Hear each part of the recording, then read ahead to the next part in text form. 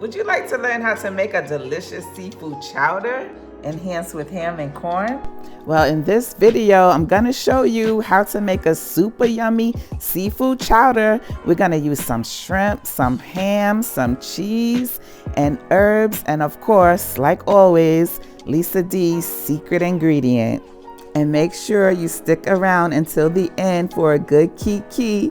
I'm gonna show you my bloopers, child, a mess.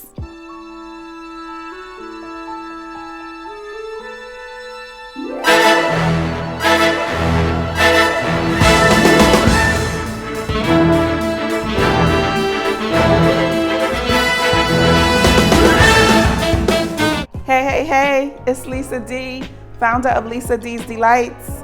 And on this channel, we help beginner cooks learn how to prepare quick and simple recipes made with love. Most of our recipes are Southern cuisine with a healthy flair.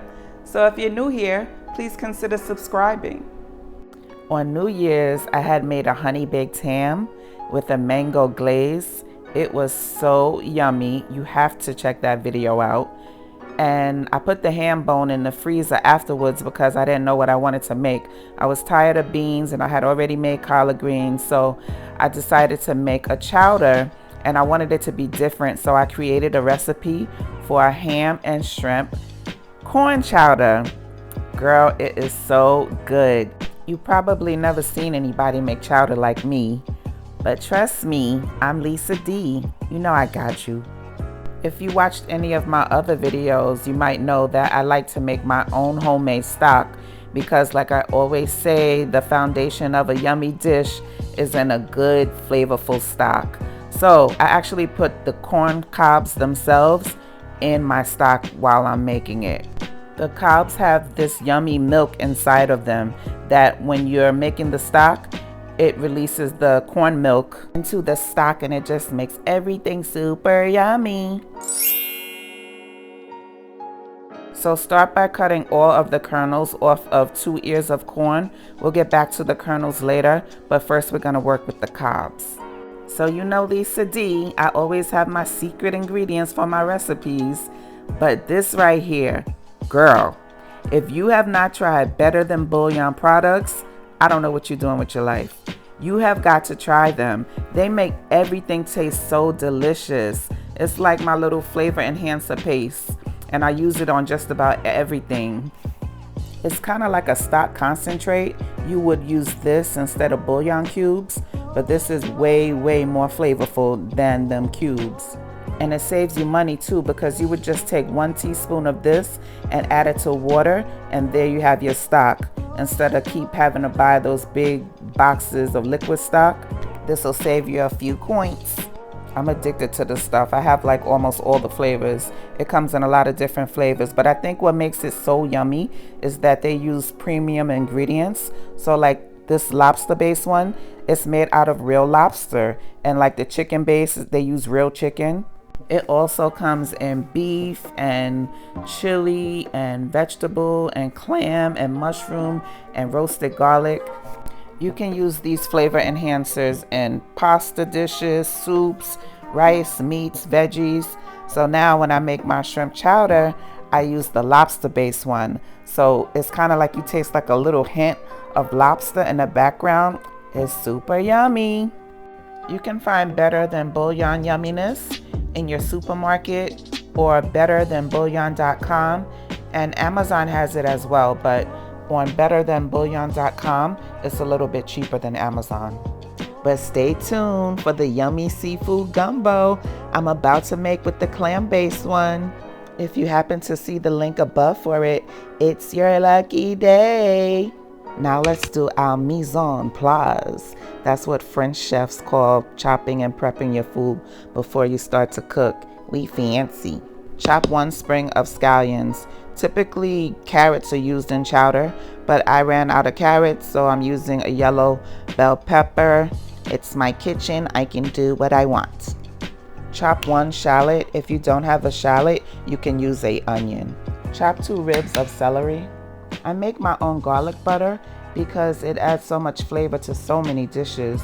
It's basically just mixing garlic, fresh garlic, and butter and herbs and onions together. The one that I'm using here has fresh parsley and onions and scallions in it. But if you don't have garlic butter, all you have to do is melt 2 tablespoons of butter and 2 cloves of garlic. I made a video about garlic butter. Like to see it? Here it goes. I love cooking, obviously, and I be having so much fun in this kitchen. Girl, all by myself, I be acting a fool. I decided to let you guys see a little bit of my bloopers. Child, Lisa D is a whole hot mess. Stay tuned for that. But in the meantime, if you're feeling my vibe, please subscribe. Do me right by hitting like. Turn on your notifications so you don't miss any of this yumminess. And please share if you care.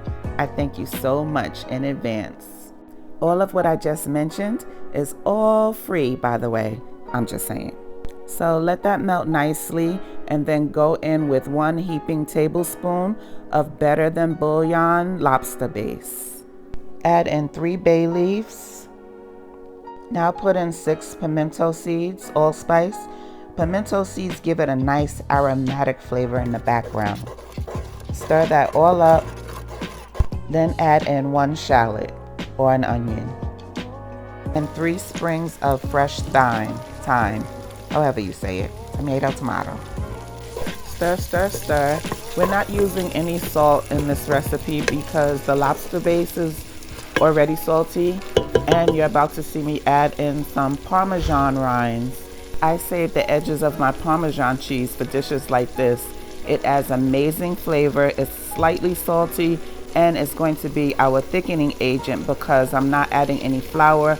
I don't like to add flour to my soup, but Parmesan rinds, that's optional. You don't have to use it. Or if you want, you could use a little bit of Parmesan cheese. I love Parmesan cheese, but that's me. Like I said, we're not adding any flour, so take a small potato, chop it really fine, and that's going to also act as a thickening agent for this soup. The potato will melt down, cook down, and just thicken up the soup nicely. So stir everything all up, then add in the ham bone. Girl, I'm telling you, you best get your life and try my honey baked ham with mango glaze recipe. You can thank me later. Now add in 2 ears of corn, cobs only, and 4 cups of water. Next, cover the pot and let it simmer on medium-low for about 45 minutes. I forgot to say that I recommend using Yukon Gold potatoes or red potatoes for this recipe because they have the perfect amount of starchiness. Then remove the ham bone from the pot, take all the ham off the bone, and return the meat only back into the pot. Then add in another chopped potato and the celery, yellow bell pepper, and scallions. You can leave the scallions out if you don't love onions like I do because we already added in a shallot, but I love onions. Add in a half a teaspoon of white pepper. I didn't need to use any salt in mine because, like I said, the lobster base was salty, the ham itself is salty, and then the cheese has salt, and my garlic butter was also salted butter. But you have to taste yours. If you didn't use the exact ingredients that I did, you have to taste it and see if you need to add any salt or any other seasoning. If it does taste as if it needs a little something, I would just add in a little bit more lobster base. Bring that to a light boil and then add in 2 cups of heavy cream. You can use half and half. Now go in with 1 can of creamed corn. Like I said, we aren't using any flour, so this is going to be another thickening agent for us. This right here is kale. It's optional. You know we do Southern cuisine over here with a healthy flair, so that means adding in extra veggies whenever we can. I feel like I'm treating you guys like I do my kids. I always try to sneak in veggies when they were little. Any way I could get them in, I would get them in. So you don't have to use kale if you don't want to. I actually had it in my freezer frozen and I wanted to use it up. Also keep in mind that this chowder will not be as white as chowder that you might be used to because of the lobster base, which was really dark in color. It's going to be a little darker than your average chowder, but it's super yummy. Cover this and let it simmer for about 15 minutes on low heat. In the meantime, let's work on our shrimp. Clean and devein 10 colossal sized shrimp and take a little lemon zest and put it on the shrimp. Lemon zest just brightens up this dish so nicely. It gives it that delightful citrus zing in the background. Girl, I don't know about you, but I'm having fun. I'm getting excited. This chowder is so good. Keep in mind that as the chowder sits, it will thicken up. But if you want it to be thicker, you can add a little slurry, which is like 2 tablespoons of cornstarch and some water or chicken broth, and pour it into the chowder. And if it's too thick for you, you can thin it out a little by adding a little chicken broth. After it's simmered for 15 minutes or so, add in the shrimp. I didn't get that part on camera, but add in the shrimp and the kernels of corn last, because we don't want the shrimp to overcook and we don't want the corn to overcook. And so let's cover it up again and let it cook for about another 10 minutes or so. Check the shrimp and see when they're done, and that's how you'll know when it's ready. When it is done, you want to take out the bay leaves, the corn cobs, and the pimento seeds, and the sticks of thyme. And then it should look like this. Now just look at this here. Lisa D, I don't know why you keep doing this to them, girl. My God, forever. There is a God. You don't love God? What's wrong with you? This seafood chowder right here, done Lisa D's way, was so delicious. I kid you not. It was worth taking the amount of time that we took to build the awesome flavors in this chowder. It was so creamy, so flavorful, so delightful. If you're smart and you decide to make it, drop down in the comments and talk to me nice. Let me know how it came out. If you enjoyed this video, please hit the like button one time for your girl and subscribe. It's totally free. Remember, if you cook from your heart with love, you can't go wrong. Have a delicious and delightful day. Bye. Let's go. Ooh, child. Swing it. Swing it on them. Swing it. Swing it on them. You know what? What's the title? How to make this. I don't know what the frick I wrote. Oh my God.